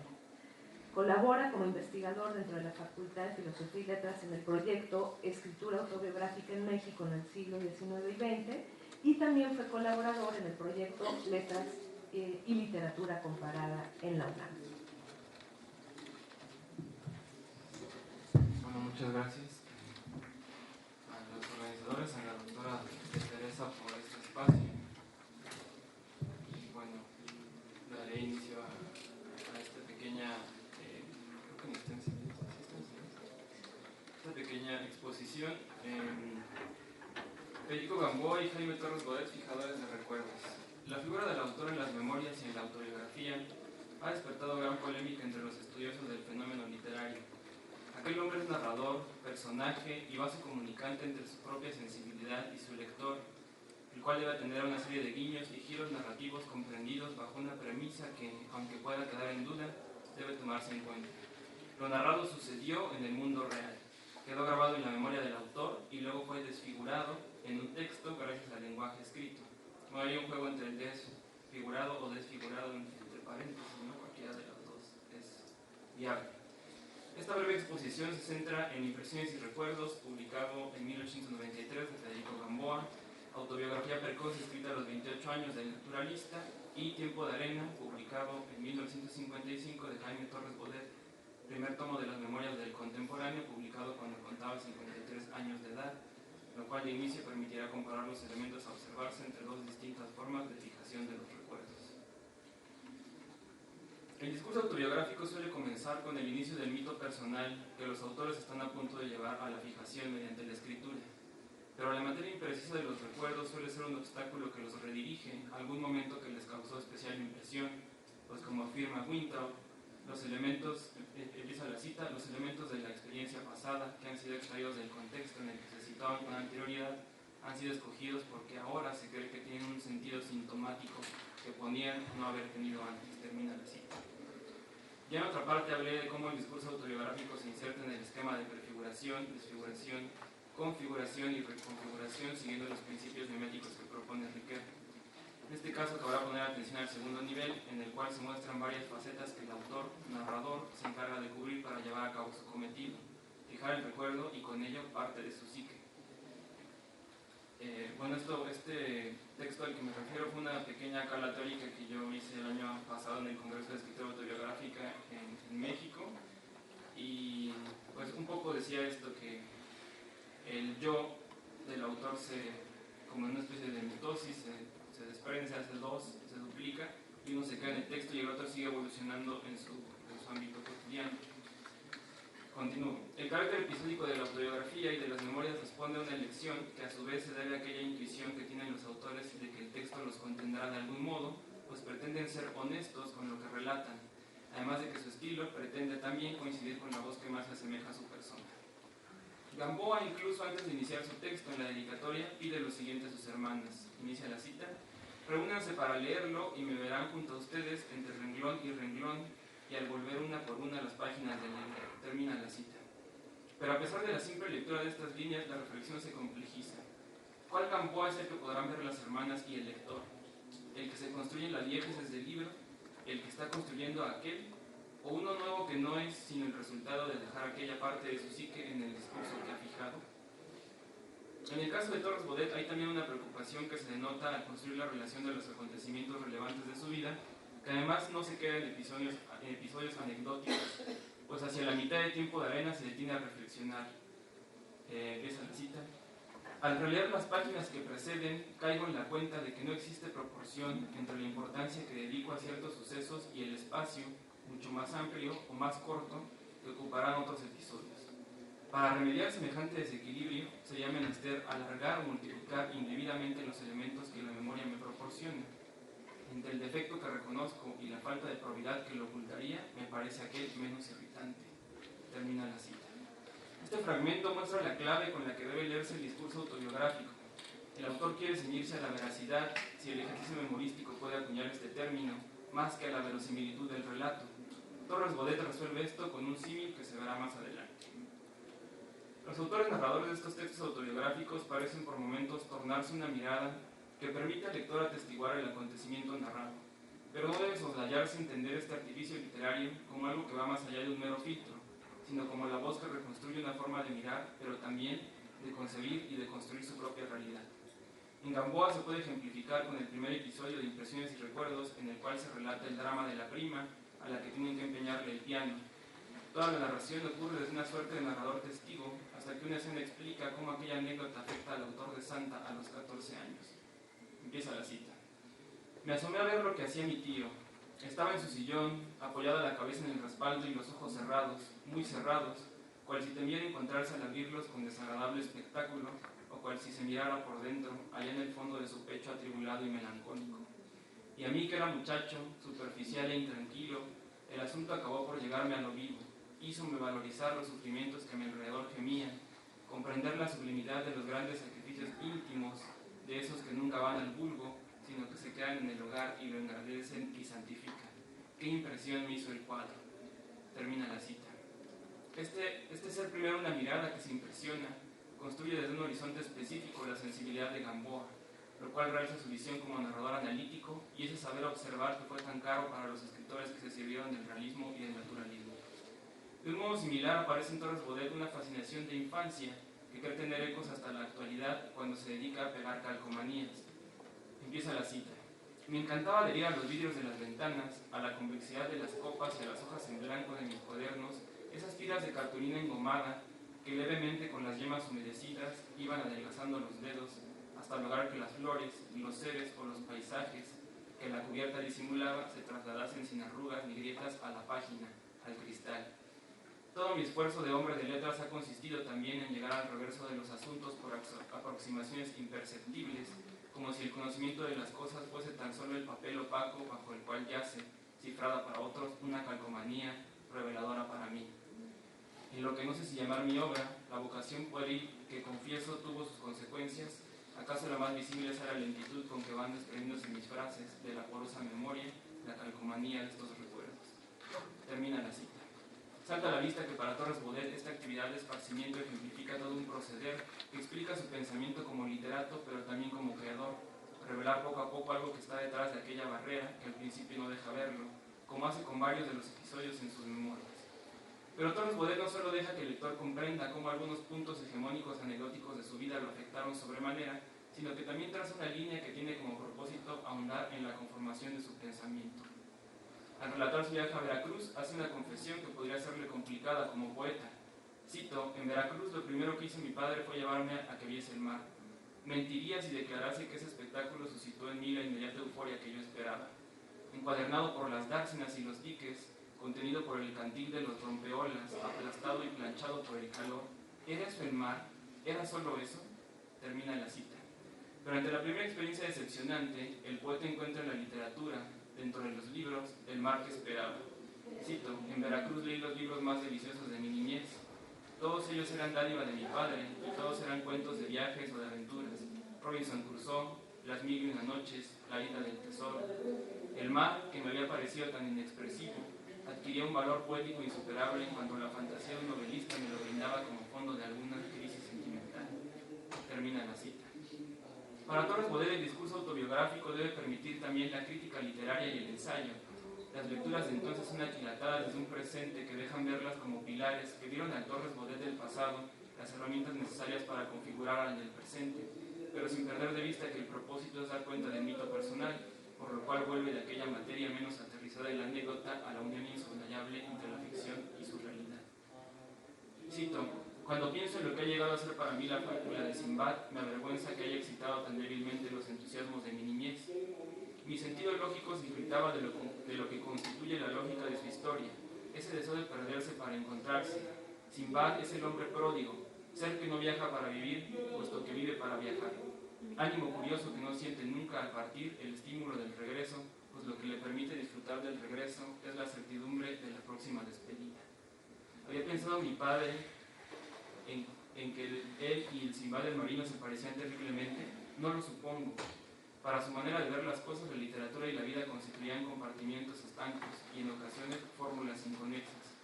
Sin embargo, siempre creó las noches árabes, recuerdo el sol de mis vacaciones veracruzanas, una brisa atlántica me acaricia y me descubro otra vez en la empresa de colocar sobre el cuerpo imaginario de Simbad el semblante irónico de mi padre. Termina la cita. En el caso de Gamboa también hay una suspensión de la narración lineal de la anécdota para determinar algunas máximas que codifican su pensamiento. Calas que resumen y dan cuenta de su proceder ante aquel hecho, pero que dejan honda huella en su discurrir. Tal como en sus novelas, la voz del narrador detiene la exégesis de los acontecimientos para reflexionar a un nivel más general acerca de la circunstancia que tuvo enfrente. En este ejemplo, para criticar a aquellos que no viven la pasión amorosa por miedo al desengaño o al desamor. Cito, vivimos un día, un minuto, siendo pues tan corta la vida, ¿qué importa que el desengaño se halle próximo al corazón a punto de estallar si ya gozamos? Mientras más intensos son los placeres, más intensos deben ser también los dolores que le sirven de séquito, en esta procesión trágico-grotesca de la humanidad por el mundo. ¿Se ha descubierto por ventura algo que puede equipararse a esa dicha incomparable de querer sintiéndose querido? Pues entonces, ¿a qué lamentarnos de que una mujer, débil y tornadiza hasta fisiológicamente, nos encuentre en la gran ruta, deshoje con nosotros las margaritas del amor un año, un mes, una hora, y siga su viaje sin hacer caso a nuestros ruegos, cuando íbamos a prodigarle nuestras caricias más suaves, a decirle las palabras imaginadas, las que nunca salen, a las que nunca damos formas, las eternas prisioneras del cerebro? Quizá por eso jamás he guardado rencor a la mujer que me abandona y a la que me olvida. Todas me dejan un legado de altísima estima, un caudal de recuerdos dulces y amargos a un mismo tiempo, que me permiten evocarlas en el silencio negro de la alcoba, cuando el sueño no viene y la noche se eterniza, que me permite revivir el pasado y me entorna al fin los párpados con delicadezas de quimera. Por desgracia, esta doliente tranquilidad no me llega en el primer momento. En el primer momento creo que hasta me mataría. Me llega después a fuerza de reflexión. Termina la cita. La fuerza con la que Gamboa relata sus pasiones amorosas se entiende cuando equipara la sensibilidad del amor con la artística y deja pensar al lector en el ánimo romántico inicial del novelista, pues como él mismo asevera, cito, no envidia a los que vanaglorian de haber salido ilesos, de ese combate tremendo que libramos con el otro sexo desde los 18 años y hasta los 40 o 45. No los envidio, los compadezco de su misma fuerza, como compadezco al que no llora con la música, al que no se pasma con un cuadro, al que no sueña con una estrofa, al que no se entusiasma con el crepúsculo, con el mar, con las flores, con las montañas. Esos para mí no son fuertes, son los impotentes del sentimiento, los desheredados de lo exquisito, los ciegos de la vida. Yo he sido siempre débil con las mujeres a un grado extremo, y mi mayor deseo consiste en que nunca me abandone esta debilidad, que ilumine mi vejez si es que la alcanzo y me acompañe donde quiera que esté. Termina la cita. Como puede verse, a la vez que hace la crítica, describe una parte fundamental de su temperamento y un deseo hacia el futuro que da forma y relieve a la profundidad del pensamiento que luego trasladará a su obra ficcional. Otras funciones que se asimilan al discurso autobiográfico tienen que ver con el retrato y la crónica de viajes. Ambas se encuentran cabida en la rememoración de la vida, pues adquieren una relevancia significativa en la formación de los autores. En estos casos, ambos escritores utilizan este recurso para fijar sus impresiones acerca de personajes y lugares que marcaron su mito personal. Los dos diplomáticos nacionales relatan su estancia en París y Nueva York, Gamboa en Guatemala y Buenos Aires, Torres Bodet en La Habana. Pero resalta la descripción que hace Torres Bodet cuando recuerda lo que significó visitar Guanajuato al lado de Vasconcelos. Cito, templos soberbios, parques nocturnos en que hace falta para soñar el resplandor cuadrado, otoñal y discreto de las farolas. Ventanas a las que asoma, como en ciertos capítulos de Azorín, un hombre que hubiera podido asomarse ahí hace 20 lustros con el mismo silencio sobre los labios. Frontera entre el ideal y la realidad. Corazón insurgente y estremecido que no se puede haber escuchado, por ligeramente que sea, sin conservar el deseo de oírle latir otra vez. Ciudad conciencia en que cada paso despierta un eco que suena a México. Termina la cita. Y tras esa descripción que se escapa al momento de la visita y se eleva a un momento indefinido en el tiempo que puede contagiar a cualquier visitante de aquella ciudad, reflexiona acerca de la tarea narrativa que está llevando a cabo. Cito, ¿cómo reproducir en efecto dentro del movimiento de un libro esa fuga invisible, infinita, terca, la edad que pasa? Todos los escritores han tropezado con este obstáculo, la inconsistencia del tiempo. Termina la cita. El contemporáneo encuentra entonces un símil que lo ayuda a describir la ardua tarea del narrador. El tiempo literario no puede medirse con el cronómetro, sino con la balanza. Primero describe la cuasi imposible tarea de relatar en presente e indicativo, como quisiera el teatro lograrlo, y que el tiempo de lo narrado equivalga al momento que se narra, problema abordado por la narratología yelletiana. Para explicarlo acude a la balanza de platillos equidistantes. Cito, el equilibrio se logra entre pesos iguales, gramo contra gramo, minuto contra minuto. En tales condiciones el problema realmente no se plantea. Los diálogos, en la producción de sus escritores, duran lo mismo que en la existencia. Pocas novelas, menos memorias, podrían ser escritas con el método que señalo. Tal vez ninguna. Termina la cita. Este discurso metaliterario se vuelve sobre sí mismo para revisar lo andado y tratar de dar una explicación a su preocupación como narrador autobiográfico. Cito, normalmente el literato se ve obligado a compendiar compensando 7 o 2 años de la vida de sus criaturas con un espacio que no rebasa la duración de un capítulo. 20 minutos, media hora, menos quizá. Semejantes síntesis son idénticas a las que determinan los comerciantes merced a la báscula de resortes. En ella, una masa ligera equilibra el peso de un volumen mucho mayor. Termina la cita. El segundo tipo de báscula aparece para justificar un uso del tiempo sintético que ayuda al narrador a traer al lector aquellas partes que más interesan para fijar los momentos en verdad relevantes. Pero Torres Bodet quiere ir más allá. No está del todo conforme con que el fenómeno literario use la balanza de resortes, pues sigue encontrando en ello un desequilibrio que solo puede remediarse con la balanza romana. Cito, en este género de balanzas, lo que cambia no es el tamaño del contrapeso, sino el lugar del ástig en que lo coloca el observador. Más lejano o más próximo, el fiel según es mayor o menor el objeto que desea pesarse. Así desearía yo deslizar a lo largo de mis recuerdos la unidad invariable de este relato, pero necesito a cada momento distanciar o acercar de ellos el interés que me contribuir al lector, fiel e inflexible de la balanza alegórica de que hablo. Para lograrlo, debo tomar en cuenta no el valor estético del conjunto, si alguno tiene, sino la autenticidad de los datos, huidizos, borrosos, trémulos, que me depara la realidad. Termina la cita. Desde este horizonte de la memoria se recalca la veracidad relativa desde la cual se narra el discurso autobiográfico. Si se compara con la ficción, debe aceptarse que siempre quedará un elemento de incertidumbre, pues aún en las dudas que puede edificar el discurso ficcional, no hay otro camino sino el de la construcción que el autor deja en el lector con toda conciencia de que ese elemento pertenece a un andamiaje perfectamente planeado. Pero para el autobiógrafo habrá un elemento más hermoso con el cual debe contender: los datos huidizos, borrosos y trémulos que lo guían a la construcción de sí mismo desde el discurso. El yo del presente se explica a partir del yo del pasado, quedando al final un entramado complejo que apunta a una mejor comprensión de la labor del autor-narrador, pues como afirma Calegaro, cito, todo proceso de autorrepresentación no consiste en una adecuación a un pasado ni a una reproducción fiel, sino de invención. La noción de invención supone selección, orden, organización de la vida propia que implica necesariamente una forma de comprensión. Termina la cita. Ya sea a través de un hecho que se presenció y moldeó de forma definitiva la sensibilidad del autor, o una máxima que rinde homenaje a su pasión por las mujeres, como pasa con Gamboa, ya sea a partir de una actividad recurrente que anuncia una forma de proceder en el futuro, o un horizonte ensayístico que los libros leídos en la infancia propician, como sucede con Torres Bodet, la fijación del recuerdo a través del discurso autobiográfico se muestra como una necesidad que el yo no puede dejar de lado, pues a la vez que deja fe de su existencia, se construye a sí mismo en un doble movimiento que solo a través de la mano del lector puede vencer al inexorable tiempo. Gracias.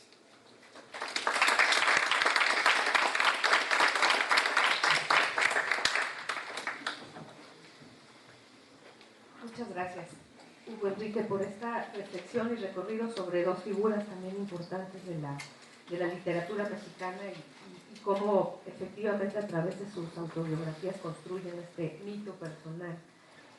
Y bueno, hablando de mitos personales, Adriana de Teresa va a presentar la ponencia Imágenes, Huellas y Reflejos en la escritura autobiográfica de Octavio Paz. Bueno, no necesitas presentación, Adriana, pero te voy a presentar. Bueno, Adriana es profesora de carrera en la Facultad de Filosofía y Letras, adscrita al área de teoría literaria en los colegios de letras hispánicas y modernas. Es autora de 2 libros individuales, Farabeuf, Escritura e Imagen, y Octavio Paz, 1931-1943, Génesis de una poética romántica, y coordinadora de los libros colectivos Circulaciones, Trayectorias del Texto Literario y Tránsitos y Umbrales de los Estudios Literarios. Coordina el Seminario Permanente de Teoría y Crítica Literarias de la Facultad de Filosofía y Letras y es responsable del proyecto PAPIT, Horizontes Teóricos y Críticos en torno a la figura autora. Muchas gracias, Mónica.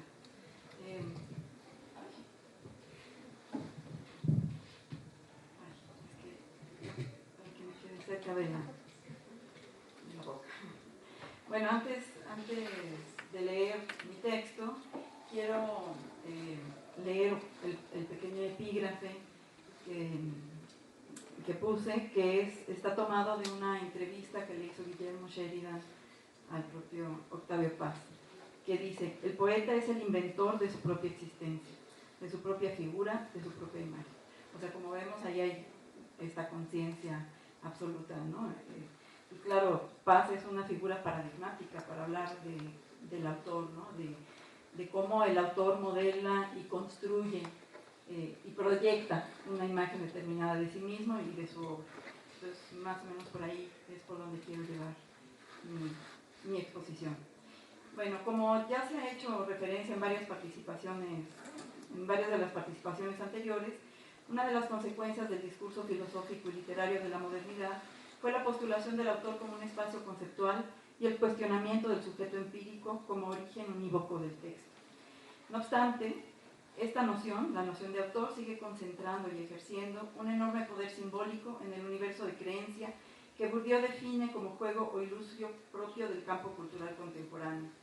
De manera que el escritor consagrado y el fetiche de su nombre mantienen un poder mágico que circula, cito a Bourdieu, como moneda fiduciaria en el interior de la red de relaciones de intercambio a través del cual se produce y se circula a la vez. Cierro cita. Ciertamente la cultura contemporánea no ha hecho sino profundizar esta tendencia, ya que los medios masivos de comunicación han reforzado la relación directa y necesaria entre la personalidad del artista y su obra, resucitando así, con todos sus ímpetus, el mito que rodea esta figura, al grado de que su nombre, su imagen, sus objetos personales y textos privados se han convertido en fetiche. Esto también ya se ha dicho previamente. A partir de la beta abierta por Foucault y Bourdieu para comprender la dinámica que se establece entre el nombre del autor y las prácticas que rigen la producción, circulación y apropiación textual, en las últimas décadas se han desarrollado algunas aproximaciones teóricas que han permitido identificar las estrategias y procedimientos discursivos mediante los cuales el escritor construye y proyecta, tanto al interior como al exterior del texto literario, una pluralidad de imágenes de autor. Esto es, figuras imaginarias distintas de la persona civil o biográfica, a las que, en palabras de Ruth Amosi, cito Amosi, se atribuye una personalidad, unos comportamientos, un relato de vida y una corporalidad auxiliada por la fotografía, sus apariciones en televisión, etc. Cero cito. Que contribuyen a posicionar al escritor en el campo literario, modelar la relación personal del lector con el texto y construir la sensibilidad de una hija. Dicha multiplicación imaginaria que, en unión solidaria con su poética, un escritor despliega a través de su obra, su discurso y conductas públicas y privadas, da lugar a la elaboración de una ficción de autor que encuentra en la autobiografía el espacio idóneo para construir una identidad, una historia personal y una visión del mundo. Un modo de encarnar la literatura, de asumir una nacionalidad o una tradición, así como la lógica y el sentido singular y pleno de significación de su existencia personal. En su libro Héroes sin atributos, el crítico argentino Julio Prema da cuenta del proceso mediante el cual, cito a Prema, progresivamente el escritor se vuelve personaje de autor, cuyos rasgos dominantes y cuyas peripecias vitales transforman y determinan el sentido de los textos. Cierro cita. Conformando lo que denomina mitologías autorales. Esta es la perspectiva que me interesa ensayar en torno a Octavio Paz, la figura dominante de la literatura y la cultura mexicana de la segunda mitad del siglo XX, que si bien no escribió propiamente una autobiografía, sí dejó algunos fragmentos autobiográficos en varios de los prólogos que escribió para la edición de sus obras completas, proyecto que emprendió tras haber recibido el Premio Nobel de Literatura y que supuso la reorganización completa de su obra, con todas las implicaciones que ello supone. Escritos entre 1990 y 1997, la mayoría de estos prólogos son textos tardíos, es decir, elaborados en el último periodo de su vida, cuando Paz no solo era ya un poeta consagrado en el mundo hispánico, sino que había alcanzado prestigio mundial. Este dato resulta relevante en la medida en que ello determina los alcances y funciones de estos textos, al tiempo que los perfila como documentos que cierran el diálogo del propio autor consigo mismo y su legado, pues presumiblemente contienen su última palabra. Si bien cada uno de los prólogos a sus obras completas cumplen con su función genérica, pues justifican la selección de textos incluidos en cada volumen, muestran su unidad temática y establecen las relaciones entre ellos, al tiempo que brindan datos sobre el proceso de gestación de las obras, su método de trabajo y los hitos en la evolución de su pensamiento estético, filosófico y político del autor. Estos textos son mucho más que prólogos en sentido estricto, pues con frecuencia se hibridan con el ensayo y la autobiografía. En ellos, Paz construye un relato sobre su trayectoria intelectual, política y creativa, trazando abro comillas, cita de Paz, mapa de las navegaciones de un poeta mexicano que empieza a escribir hacia 1935, cierro cita. Al tiempo que nos ofrecen la ilusión de asomarnos al espacio más íntimo, vivencial, de las experiencias que lo marcaron, sus filias y sus fobias estéticas e ideológicas, su compleja relación con el campo literario nacional, su amistad con figuras protagónicas de la cultura mundial o algunas vicisitudes de su creación. Al mismo tiempo, los lectores podemos ser testigos de la mirada reflexiva del autor sobre sí mismo, su obra y su pasado, que gracias a esa nueva luz que le brinda la distancia temporal, le permite matizar y reformular su identidad como poeta, ensayista e intelectual. Todo ello inscrito en un relato que impone un contrato de veracidad que condiciona su recepción y orienta la manera en que su obra será leída e interpretada por el público lector. Ya Paz señaló en el prólogo que antecede la recopilación de sus poemas, que es el volumen 11, que, cito, una obra, si lo es de veras, no es sino la terca reiteración de 2 o 3 obsesiones, cierro cita.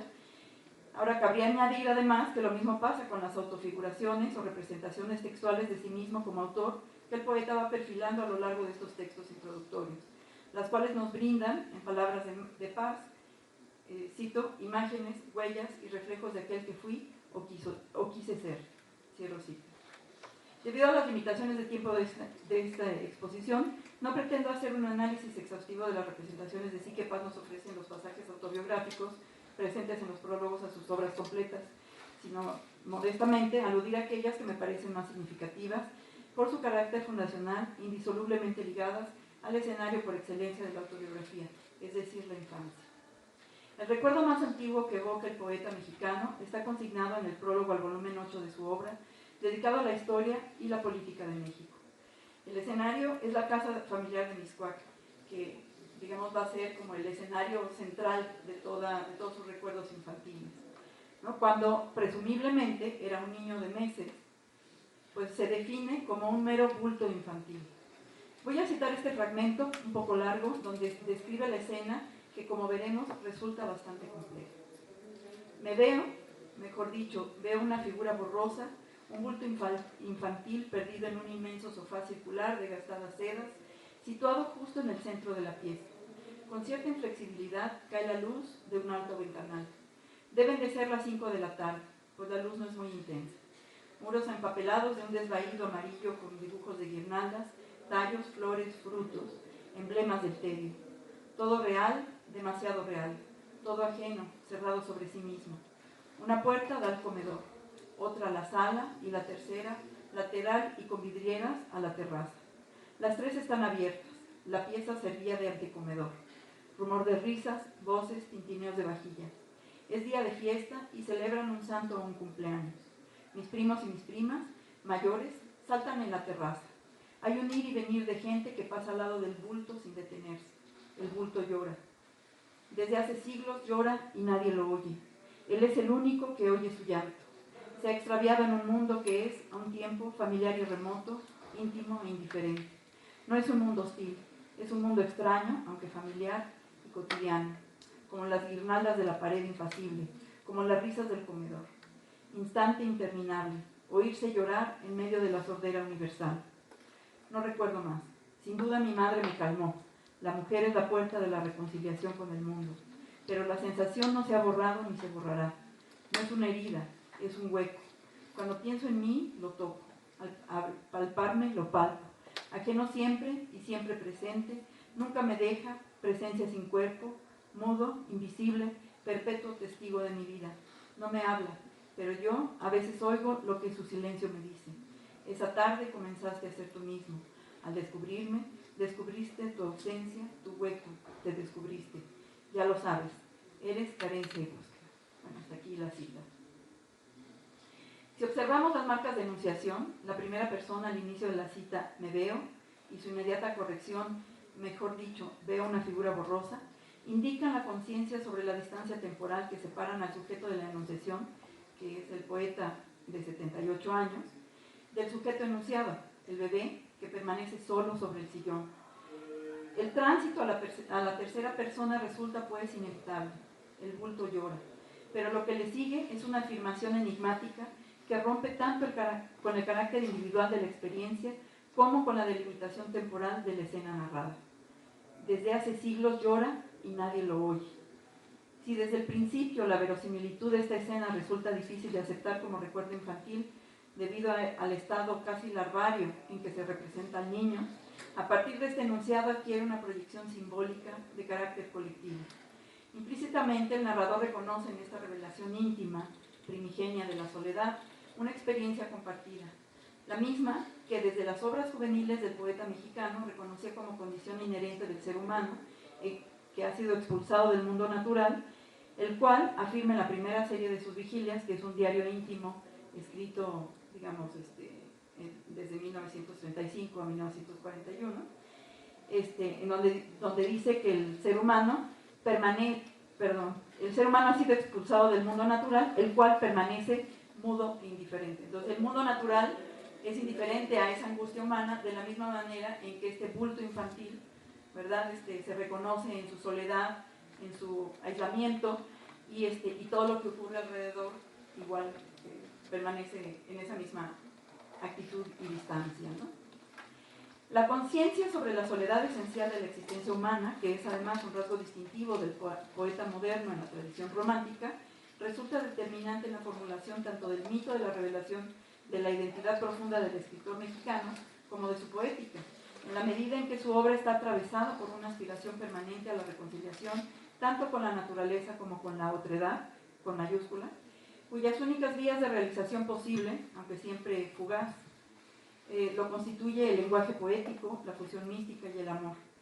Además, enmarca el relato de una poética coherente y siempre fiel a sus coordenadas iniciales, aunado a la proyección de la imagen de sí mismo como dueño de una potente capacidad de visión que va más allá de los fenómenos singulares, al tiempo que lo perfila desde su origen como una autoconciencia moderna. Entonces, como podemos ver, bueno, esto que aparecía como un supuesto recuerdo infantil, ¿no?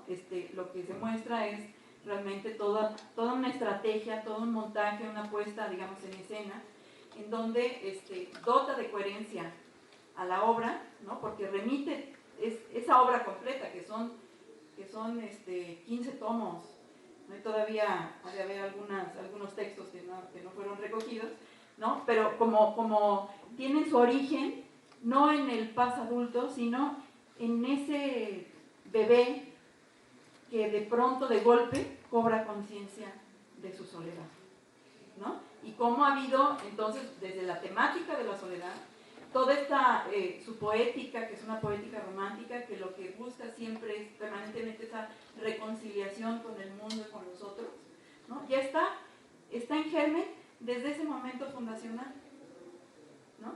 Entonces, bueno, vemos que en realidad no es un recuerdo, no es un recuerdo fijado en la memoria, ¿no? Sino que cobra esta dimensión simbólica y que desempeña una función estratégica, ¿no? Para articular, para ordenar, para organizar, digamos, la totalidad de la obra, como si no hubiera habido como una dimensión histórica, como si no hubiera habido contradicciones, búsquedas, indefiniciones, ¿no? Entonces, bueno.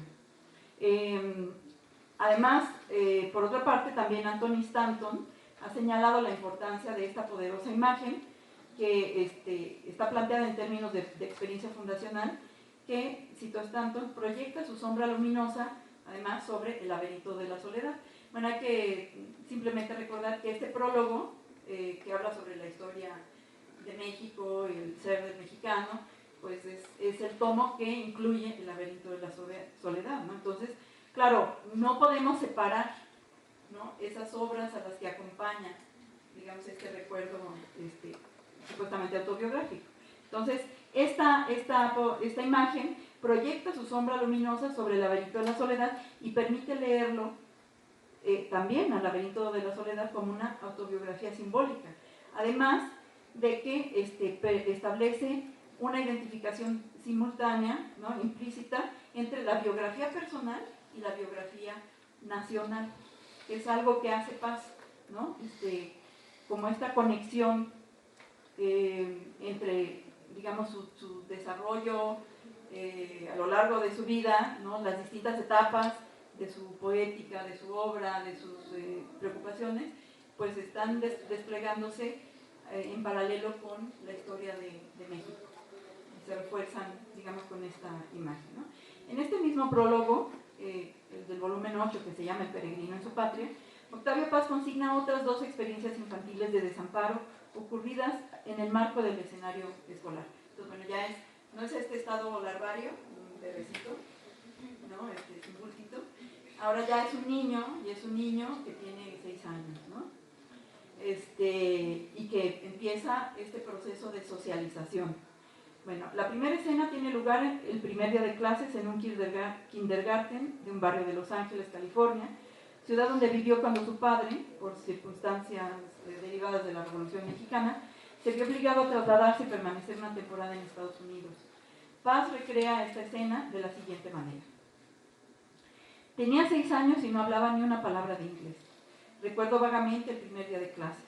La escuela con la bandera de los Estados Unidos, el salón desnudo, los pupitres, las bancas duras, y me azoro ante la ruidosa curiosidad de mis compañeros y la sonrisa afable de la joven profesora. Era una escuela angloamericana y solo 2 de los alumnos eran de origen mexicano, aunque nacidos en Los Ángeles. Aterrorizado por mi incapacidad para comprender lo que se me decía, me refugié en el silencio. Al cabo de una eternidad llegó la hora del recreo y el lunch. Al sentarme en la mesa, descubrí con pánico que me faltaba una cuchara. Una de las profesoras, al ver intacto mi plato, me preguntó con señas la razón. Musité, cuchara, señalando la de mi compañero más cercano.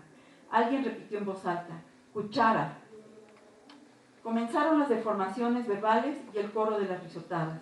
A la salida me rodeó el griterío.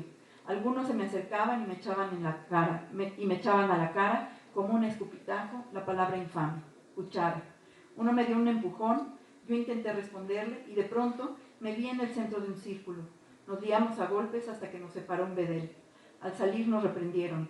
Después, poco a poco, todo se normalizó. Ellos olvidaron la palabra cuchara y yo aprendí a decir spoon. Bueno, hasta ahí la así.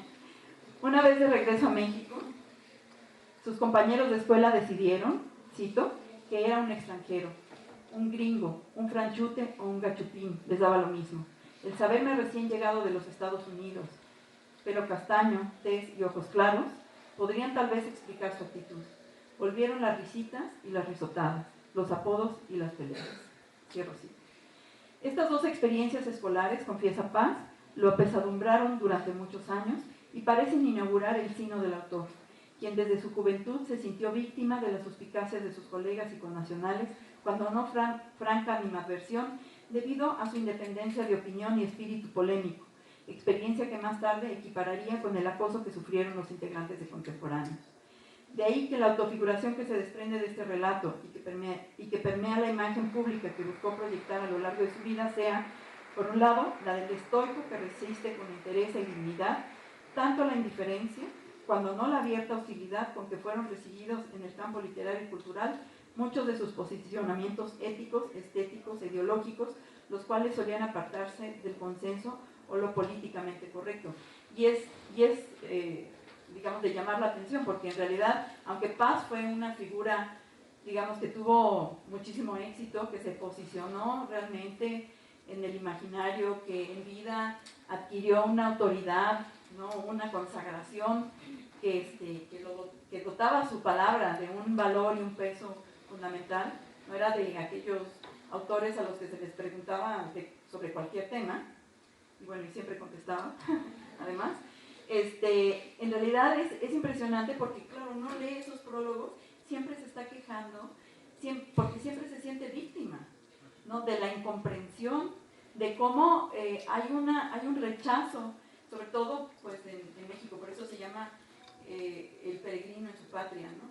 Él siempre se siente expulsado, siempre rechazado, siempre hostigado. Entonces es una autofiguración que va a permanecer y que tiene como origen, como fuente, ¿no? Estas 2 escenas escolares, ¿no? Que van marcando, digamos, esa relación difícil, compleja, de amor-odio con sus connacionales, y que, bueno, va a ser necesario que él salga del país para que entonces se sienta en casa, fuera del país, ¿no?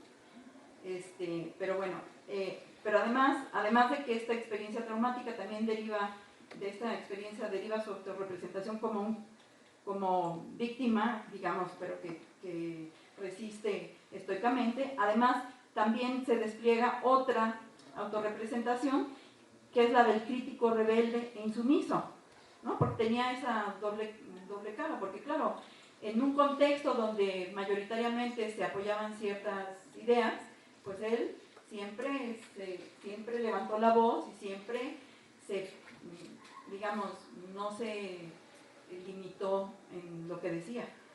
Entonces, claro, pues azuzaba la polémica, ¿no? Él siempre fue una figura polémica. Entonces, bueno, se presentó como un crítico rebelde, insumiso, que a pesar de los vituperios supo construir un lugar propio, autónomo, enfrentándose sin miedo a sus enemigos, a quienes identificó principalmente con los adeptos del arte comprometido.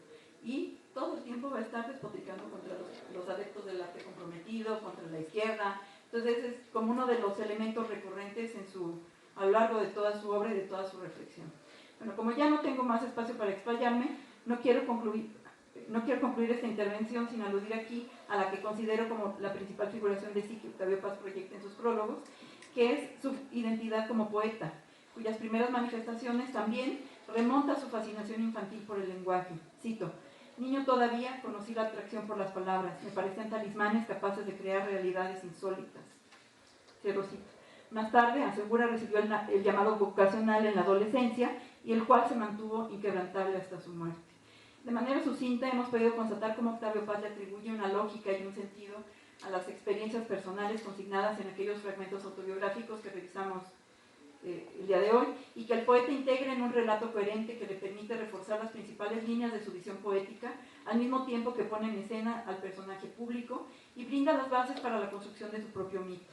En ese sentido, queda en manifiesto el juego dialéctico entre el autor y el texto autobiográfico, a partir del cual se crean y se alimentan mutuamente. Muchas gracias.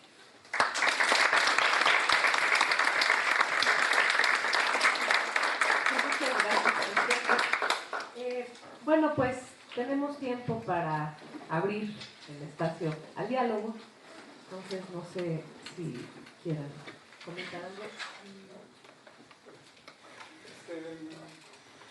Bueno, gracias.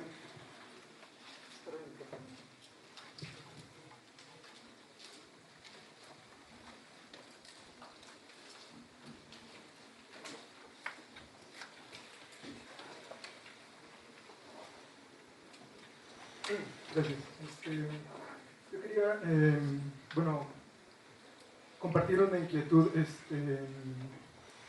Se ha hablado como de la biografía y la autobiografía como construcción. También se mencionó, por ejemplo, Polderman, que la define como recurriendo a la figura de la prosopopeya, ¿no? Como la imagen de un referente que no está ahí, de una persona que no está ahí. Pero me pregunto cuántas de estas lecturas que hace la crítica, que hacemos como críticos literarios, se basan en la generalización de que somos seres esencialmente narrativos, ¿no? Voy a leer rápidamente un fragmento de un artículo de Strawson, es un filósofo de la mente, y nada más el inicio es bastante sugerente, ¿no? Me parece. Existe un acuerdo generalizado sobre el hecho de que los seres humanos normalmente ven, viven o experimentan sus vidas como una narración o una historia de algún tipo, o al menos como un conjunto de historias. Voy a llamar a esta postura la tesis psicológica de la narratividad, escribiendo la palabra narrativa con mayúscula para denotar una propiedad o perspectiva específicamente psicológica. Si se es narrativo, entonces, como una primera aproximación, uno ve, vive o experimenta su vida como una narración o como una historia de algún tipo, o al menos como un conjunto de historias. Tal es la tesis psicológica de la narratividad. Sin embargo, a menudo se le empareja con la tesis normativa, a la que voy a denominar la tesis ética de la narratividad, según la cual una perspectiva narrativa rica sobre la propia vida es esencial para tener una buena vida, para alcanzar verdadera o completamente la condición de persona. En fin, lo que Strawson comenta es que si bien hay como personas fuertemente narrativas, incluso hace una clasificación, digamos, como de distintos tipos de experiencias, de cómo se definen las personas a partir de la narrativa de su vida. Él dice que, bueno, mencionó las dos tesis, ¿no? La de que todas las personas son narrativas, o la de que la narratividad es algo deseable, ¿no? Lo que él piensa, dice, lo leo, por último, puede pensarse que ambas tesis son falsas. Este es mi punto de vista. Creo que la actual aceptación generalizada del tercer punto de vista, bueno, este tercer punto de vista es que la narratividad es algo deseable, es lamentable. Sencillamente no es cierto que para los seres humanos solo haya una manera correcta de experimentar su existir en el tiempo. Hay gente profundamente no narrativa y formas correctas de vivir que son profundamente no narrativas. Creo además que los puntos de vista que reivindican la narratividad obstaculizan la autocomprensión humana, cierran importantes avenidas del pensamiento, empobrecen nuestra comprensión de las posibilidades éticas, generan angustia de forma innecesaria, y etc. Bueno, en fin, solo quería ponerlo como un asunto para la reflexión, ¿no? ¿Cuántas de nuestras lecturas se basan en esta generalización de que vivimos narrativamente? Es todo. Gracias. Y bueno, ¿cuántas de nuestras lecturas son de una manera o de otra? Pues eso no podemos contabilizarlo, ¿no? Pero ciertamente tiene que ver con una concepción, digamos, como de la identidad, ¿no? En un caso, pensada como una esencia inmutable, como esa esencia que se muestra, que se expresa a través como de esta búsqueda de recuerdos, de lo que tú quieras, ¿no? Y que está ahí y que permanece. Y la otra ha sido, pues, como la actitud, digamos, más contemporánea, ¿no? Que se ha puesto en evidencia a partir, digamos, no sé, como de muchos teóricos y filósofos, ¿no? Estoy pensando en el caso de Paul Ricoeur, evidentemente, ¿no? Nuestra dimensión humana, nuestra humanidad, digamos, pasa por la cuestión temporal, ¿no? Somos seres temporales y por lo tanto, bueno, un elemento inherente también de nuestra naturaleza, de nuestra manera de comprender, de ser, de constituirnos, pues es una manera narrativa, ¿no? Entonces somos una historia. Entonces no es una identidad fija, inmutable, que ya está dada desde el inicio, sino que es un relato y en ese sentido es una construcción también, ¿no? Y podemos narrarnos de distintas maneras. Y creo que de alguna manera eso se pone en juego cuando hablamos de autobiografía, porque la autobiografía implica ese relato de sí mismo que hace el sujeto que enuncia, ¿no? Pero ciertamente, digamos, yo creo que ya se ve de manera ingenua quien plantea que la autobiografía transmite realmente lo que ha sido una vida. Es una reelaboración desde el presente, una reelaboración del pasado desde el presente, ¿no? Entonces, bueno, pero depende, digamos, que tanto uno ha reflexionado sobre esto, cuál es tu posición frente a la identidad también, ¿no? No sé si alguien quiera hacer. Estamos ya cansados. Ya es de noche. Sí, hay una pregunta por allá. ¿Sí? Más bien un comentario. Cuando un autor es reconocido, pues la autobiografía pues viene siendo una forma de lucirse. Es una oportunidad que una persona que no tenga reconocimiento, que carezca de reconocimiento, va a tener. Entonces, pues eso cambia un poco las cosas. O sea, no es lo mismo escribir desde una identidad ya construida, aceptada, que desde el anonimato, ¿no? Digo, ahorita que ya están los blogs y las redes sociales, como que se está resignificando eso. Pienso que ahorita que estaba en Octavio Paz, pues a lo mejor el relato él simplemente está reproduciendo o inspirándose en algún relato familiar que le hicieron o que tuvo y simplemente lo está narrando de otra forma. Bueno, en este caso yo creo que no hay inocencia, o sea, hay toda una conciencia, porque además uno lo ve en la totalidad de la obra de Paz, ¿no? En sus textos, digamos, críticos, o sea, porque él no se limitó a ser poeta, ¿no? Él además, bueno, claro, su primera autorrepresentación es como poeta, pero además escribió crítica, escribió reflexión sobre el fenómeno poético, o sea, tiene una gran cantidad como de temas y de horizontes en los cuales él exploró, y hay se percibe una voluntad como también de construir todo un aparato hermenéutico importante que oriente, que guíe, que perfile, digamos, las maneras de leer su obra y de interpretar también a su figura.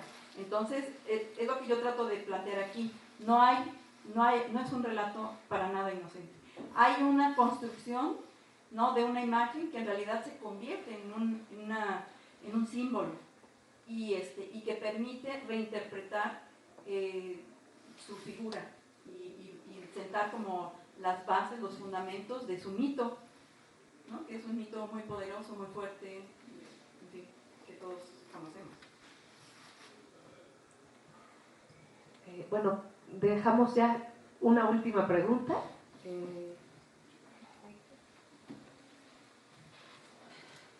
Rapidísimo para Gustavo.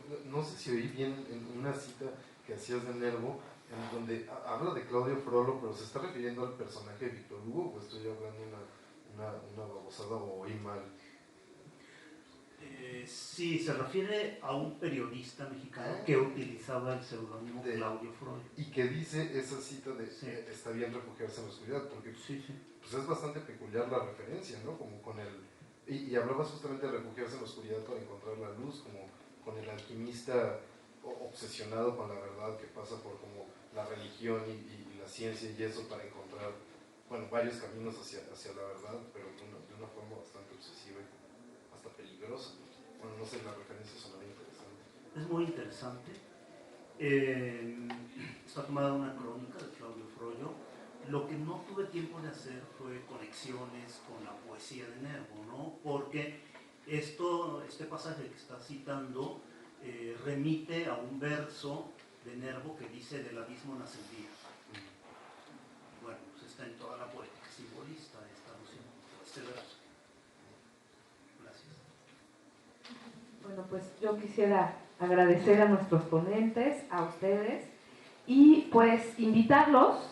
Mañana a las 10 de la mañana tenemos la conferencia magistral de Eleonora Crocker, que es Formas Profanas, Literatura, Arte e Historia en América Latina. Entonces pues los invitamos mañana desde temprano para continuar con este diálogo, y muchísimas gracias.